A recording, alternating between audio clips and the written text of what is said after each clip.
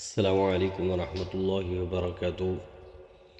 آج ہم انشاءاللہ عز و جل یہ حدیث پڑھیں گے، تکلیف دور کرنے کا اجر۔ یعنی ہم اگر کسی کی تکلیف دور کریں گے تو اللہ رب العالمین ہماری تکلیف دور فرمائے گا۔ آئیے حدیث سماعت فرمائیں۔ عن ابی ہریرہ رضی اللہ تعالی عنہ عن النبي صلى الله عليه وآله وسلم قال رأيت رجلا يتقلب في الجنة في شجرة قطعها من ظهر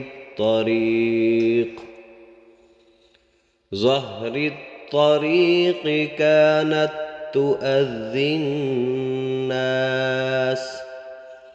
یہ حدیث ہے، اس کے راوی حضرت ابو ہریرہ رضی اللہ تعالی عنہ ہے۔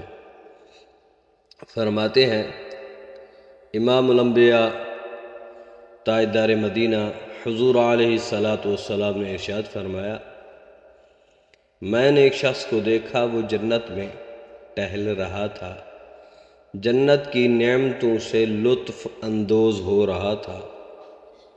تو آگے فرمایا کس وجہ سے، کیوں وہ یہ کام کر رہا تھا۔ آگے فرماتے ہیں کیونکہ اس نے گزرگاہ سے ایسے درخت کو کاٹا تھا جس کی وجہ سے لوگوں کو گزرنے میں تکلیف کا سامنا کرنا پڑتا تھا۔ یعنی راستے میں درخت تھا تو وہ درخت جو تھا لوگوں کو تکلیف پہنچاتا، جیسے کانٹے دار درخت ہوتا ہے راستے میں، تو لوگ اس سے گزرتے ہیں تو کبھی کسی کو تکلیف پہنچتی ہے، کبھی کسی کو، یا پھر راستے میں ہی درخت تھا تو لوگ موڑ کے ادھر سے ہو کے جایا کرتے تھے۔